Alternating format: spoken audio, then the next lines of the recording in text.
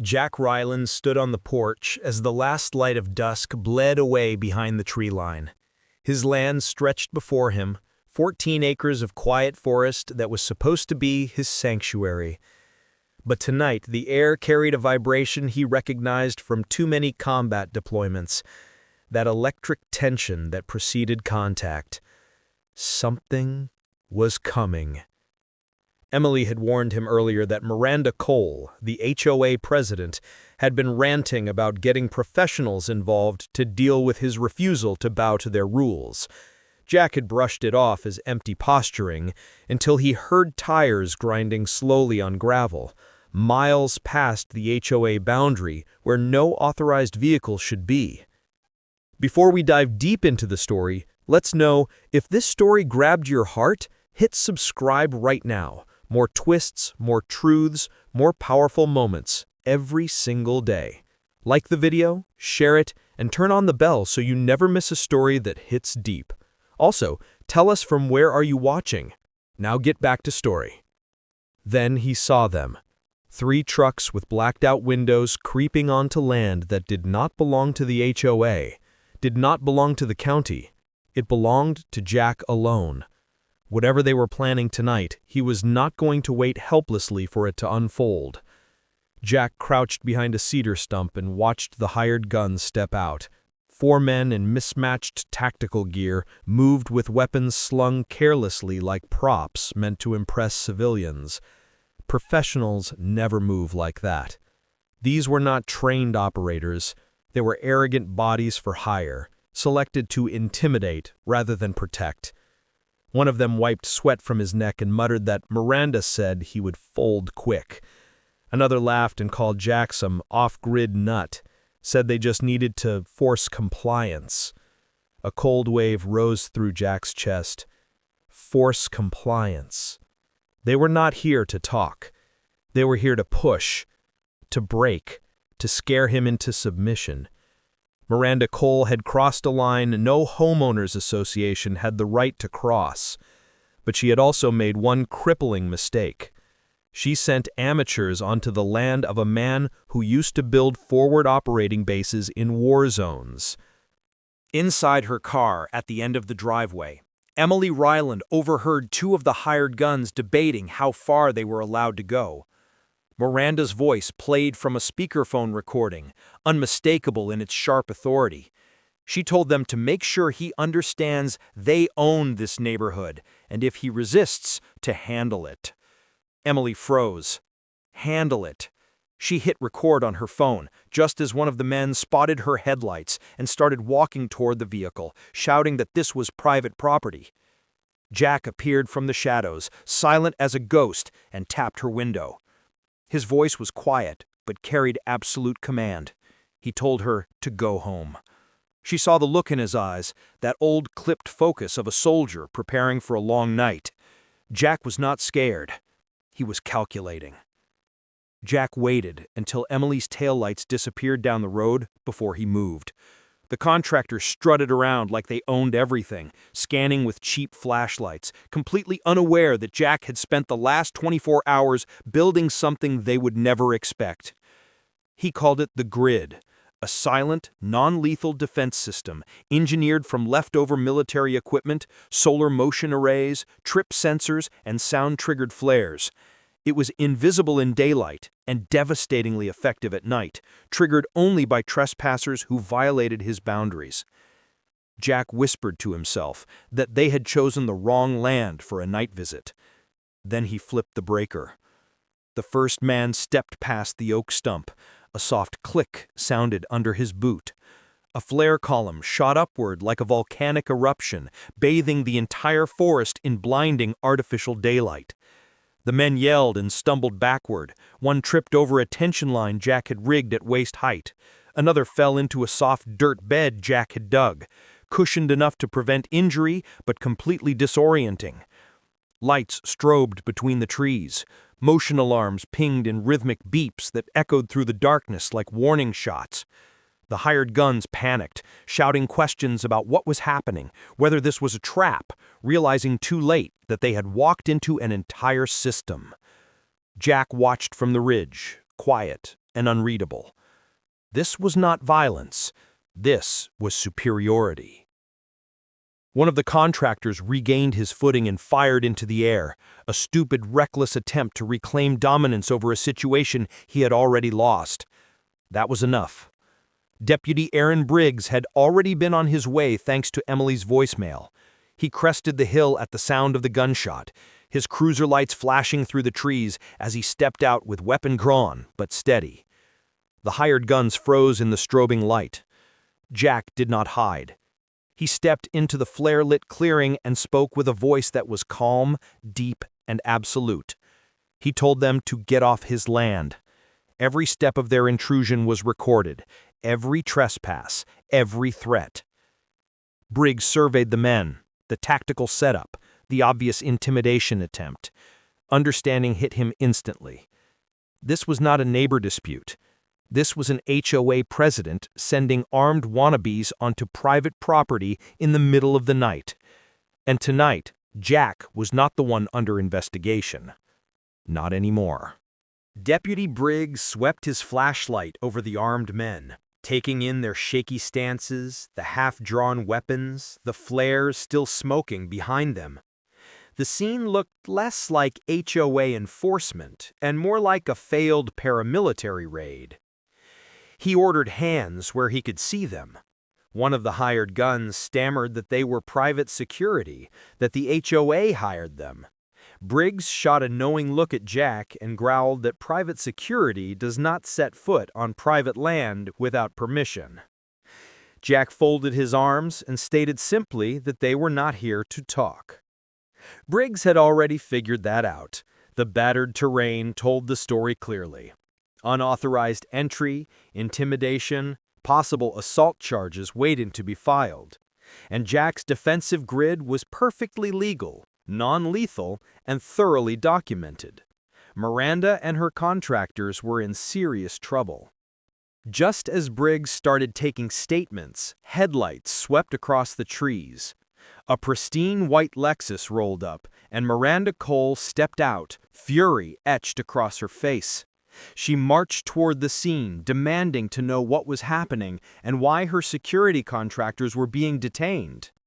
Briggs lifted an eyebrow and thanked her for identifying them as hers. That would save him considerable paperwork. Her confident smile died instantly. Jack stepped forward, his silhouette backlit by the dying flare glow. He told her plainly that she had sent armed men onto his land. Miranda scoffed and insisted it was HOA-regulated property. Briggs answered before Jack could respond. The plat map said otherwise. Boundaries were not just crossed tonight, they were violated. Miranda's confidence crumbled to a brittle shell. She tried to spin a story about community safety and enforcing compliance, but the more she spoke, the uglier the truth became. Jack could tell Briggs was recording every incriminating word. Miranda snapped that he could not set traps on his own property. Jack replied calmly that they were deterrents, non-lethal devices activated only upon trespass. He asked if she wanted to see the footage and held up his phone. Miranda flinched away from the screen. The hired guns shifted uncomfortably as realization sank in. Their employer had fed them lies, dragged them into illegal territory, and exposed them to serious criminal charges. Briggs finally told Miranda she needed to stop talking because everything was going into the official report. For the first time that night, silence cracked across the clearing like a whip. Briggs toured the perimeter with Jack, shining his light over the complete setup. Motion-triggered perimeter lights, fall-safe trenches designed to disorient without injuring, strobe clusters, silent trip alarms, solar power nodes, and pressure sensors engineered purely for deterrence. Everything built with precision and intentional non-lethality. Jack kept his voice controlled as he explained he had wanted insurance. He had not wanted a fight. Briggs nodded slowly. He was not just impressed, he was relieved. Jack had prepared defensively rather than aggressively, and that gave him the upper hand, both legally and strategically. It also made what Miranda did, sending armed men into that environment, look reckless, dangerous, and deeply criminal. Briggs murmured that they had walked straight into a tactical engineer's playground. While Briggs detained the hired guns for questioning, he radioed dispatch. What he reported changed everything. Possible armed trespass with HOA involvement. He requested county backup on scene immediately. The radio crackled with urgent response. Armed trespass was serious. Armed trespass initiated by a homeowners association was explosive. Miranda's face drained of color as the weight of the situation finally hit her. Jack did not smile. He was not enjoying this. He was enduring it. He looked at the defeated contractors sitting on the ground and told them they had been lied to. He suggested they share that information with the sheriff. One of them whispered that they had not signed up for any of this. County deputies rolled in with slow, authoritative precision. Statements were taken methodically. Weapons were confiscated pending investigation. Miranda stood off to the side, visibly shaking with either anger or terror. When Briggs walked her toward the cruisers for questioning, she hissed at Jack that he should not think this changed anything. She insisted the HOA still governed his land. Jack stepped close enough that only she could hear his words. He told her that she governed the HOA, and she had just lost control of everything. Briggs led her away, and the forest finally went quiet. Jack deactivated the grid, watching the lights flicker out one by one, until darkness reclaimed his property. He knew tonight was not the end. It was only the beginning. Miranda would come back harder, more desperate, completely cornered. Jack exhaled with steady readiness. He had faced worse enemies in places far more dangerous. This HOA battle was just warming up. The morning after the standoff, Jack expected silence. Instead, he awoke to the sound of multiple engines approaching. Emily burst through his cabin door breathless. She told him they were back, but it was not contractors this time. It was HOA trucks. Jack stepped onto the porch and stopped cold. A line of HOA vehicles stood at his property boundary, and beside them stood Miranda Cole. She looked exhausted, but her eyes burned with desperate vengeance. She raised a megaphone and declared that Jack Ryland was in violation of Community Code 47B for unauthorized fencing, unapproved lighting, and hostile conduct toward HOA representatives. Jack almost laughed at the absurdity. She had been humiliated the night before, and now she was rewriting history to justify her criminal actions. But she did not laugh, because her next announcement was far worse. She declared that today they would begin the first phase of enforced compliance. Her meaning was unmistakable. This was not a visit. This was war. Later that afternoon, Jack heard a hesitant knock on his cabin door. Thomas Hale, the HOA vice president, stood outside looking pale and drenched in nervous sweat. He said Jack needed to hear what he had to say. Jack led him inside. Thomas wrung his hands as he explained that Miranda was no longer following any protocol. She was ignoring the board entirely, hiring more contractors, real professionals this time, and submitting falsified reports claiming Jack had threatened the HOA directly. Jack tensed and asked why Thomas was sharing this information. Thomas whispered that he had not signed up for any of this. Miranda had become unhinged, and the previous night had broken something inside her. She was blaming Jack for everything that had gone wrong in her life.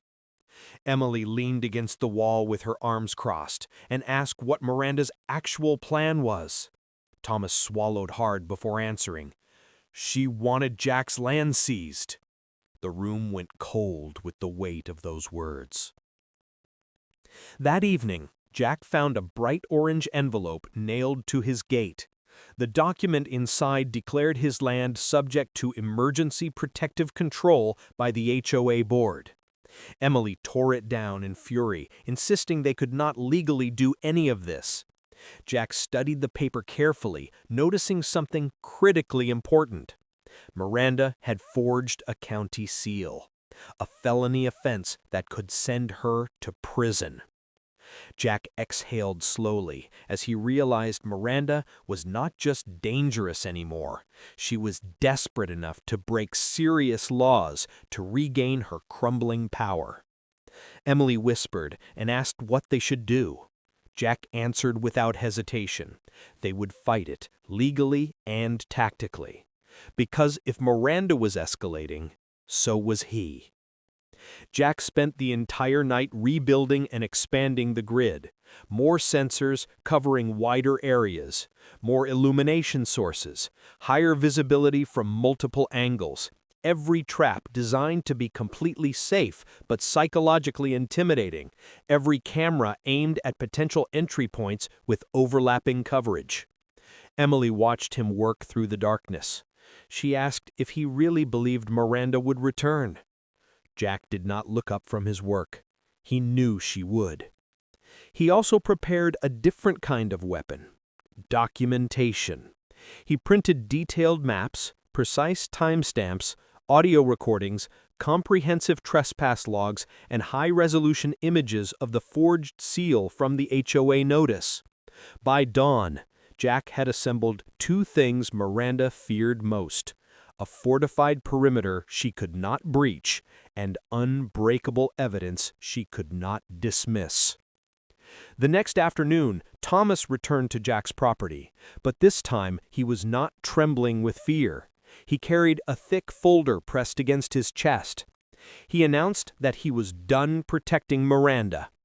Inside the folder were internal emails, contractor invoices, Miranda's handwritten orders, and recordings from board meetings she thought were private. Proof she had authorized illegal action against a homeowner. Proof she had falsified violations and complaints. Proof she intended to seize Jack's land without any legal authority. Jack asked why Thomas was giving all this evidence to him. Thomas took a deep breath before answering. He said that if Miranda was going to fall, he wanted to be standing on the right side of history when it happened. Emily smirked from across the room. She suggested he really meant he wanted to save his own skin. Thomas did not bother denying the accusation. He explained that county investigators were arriving the next day. The contents of this folder would bury Miranda completely. Jack nodded slowly and told Thomas that for his own sake he had better hope so. Just after midnight, Jack's motion sensors triggered simultaneously. Lights flared across the property line. Cameras activated in sequence. The grid illuminated the entire tree line with the intensity of a military perimeter under attack. Jack stepped onto his porch with boots silent on the wooden boards. Emily peered from behind him and asked if he thought it was the county arriving early. Jack shook his head. These movements were too quiet, too coordinated, too familiar in their tactical approach. The hired guns had returned, but this time they were not alone. A black SUV rolled up behind them, and Miranda stepped out wearing a bulletproof vest over her designer clothing. Jack whispered that she had completely lost her grip on reality. Emily whispered back that she had become genuinely dangerous. Jack steadied himself and corrected her. Miranda was not dangerous. She was cornered, and cornered enemies are the most unpredictable creatures alive. Tonight, everything Jack had built, every trap, every camera, every contingency plan, was about to face its ultimate test. The night air pulsed with mounting tension. Jack watched as Miranda and her hired guns crept toward the boundary line, moving low and methodical with coordinated precision. This was no longer simple intimidation. This was a tactical incursion onto his sovereign property. Emily whispered and asked if the grid would catch them. Jack nodded and confirmed it would. But this time, he needed them caught on record, with evidence that would hold up in any courtroom. The intruders crossed the first perimeter line. Instantly, high-intensity floodlights ignited across the clearing and transformed night into blazing artificial day. The hired guns stumbled backward, completely blinded and shouting in confusion. A chain of pressure alarms chimed in rapid sequence. Tripline flares burst to life in the trees, showering orange sparks across the forest floor, and every single camera streamed live footage directly to Jack's secure off-site cloud backup. Perfect evidence, irrefutable documentation. Miranda shielded her eyes against the blinding light and screamed at Jack to turn it off, claiming he was violating HOA lighting ordinances. Jack stepped forward and spoke with absolute calm. He informed her she was trespassing.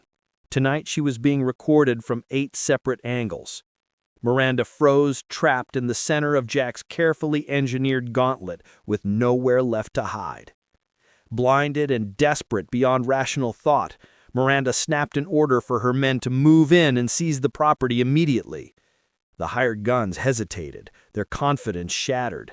One of them muttered that this was breaking and entering with multiple witnesses recording everything. But Miranda's consuming rage overrode their survival instincts. She screamed at them to do it now.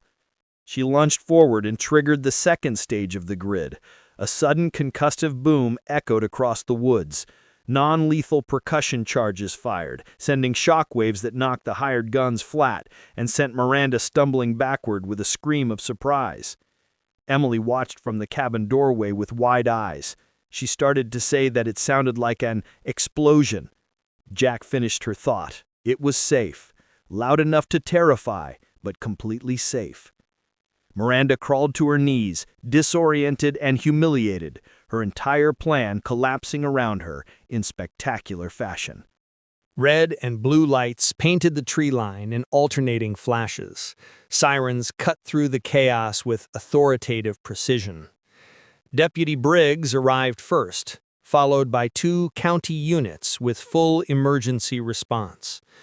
The deputies entered the clearing with commanding presence, weapons drawn but controlled. Briggs surveyed the scene in a single sweeping glance. Miranda on the ground, hired guns incapacitated, Jack standing calmly beside his documented perimeter. Understanding was immediate and complete. Briggs asked Miranda coldly what he had told her before. He reminded her that if she came back out here, the county would step in with full authority.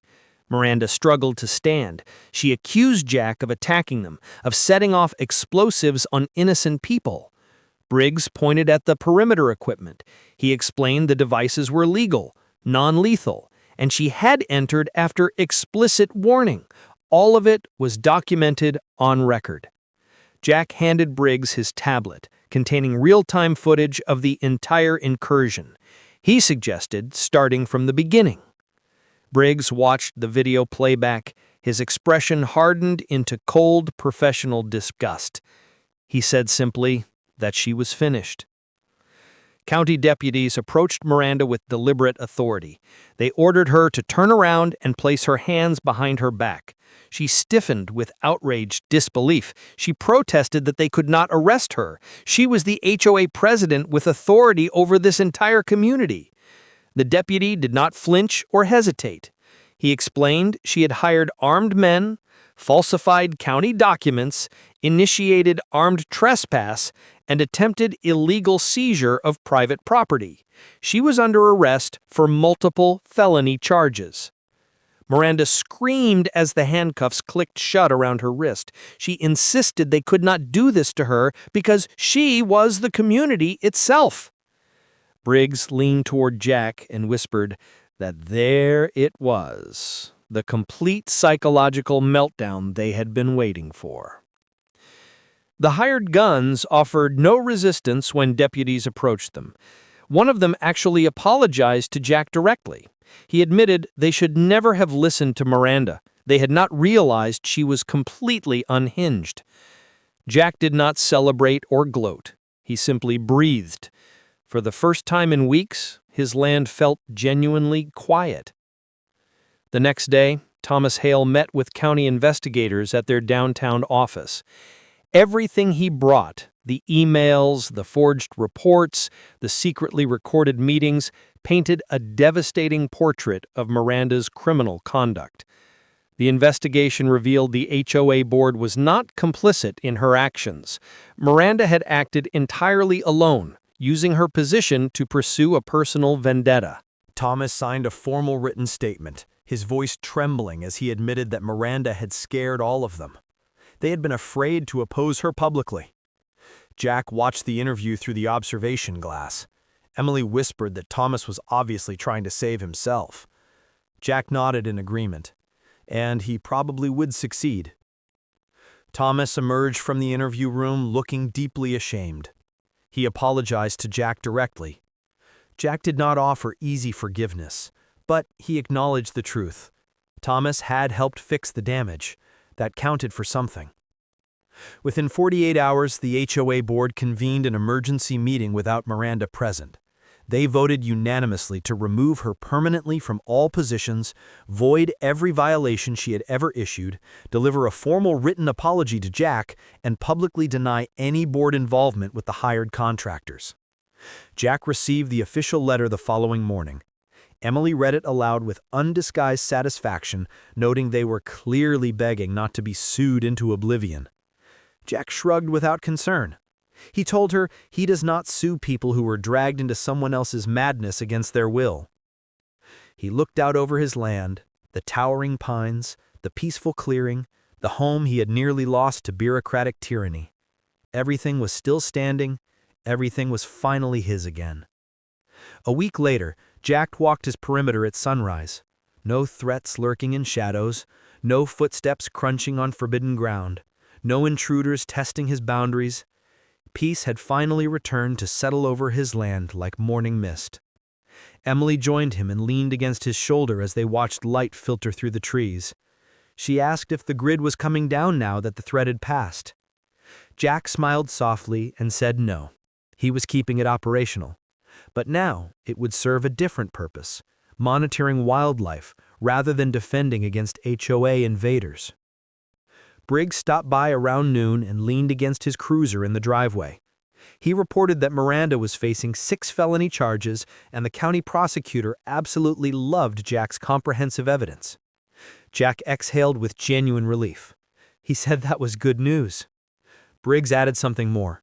He told Jack he had handled this situation better than most trained professionals would have managed. He was not just defending his property, he was setting a standard for how citizens could protect themselves within the law. Jack looked across the trees as golden sunlight filtered through the branches and dappled the forest floor.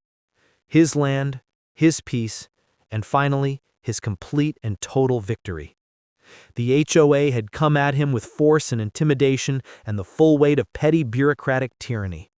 He had responded with intelligence, preparation, and unshakable resolve. And in the end, the land itself stood with him,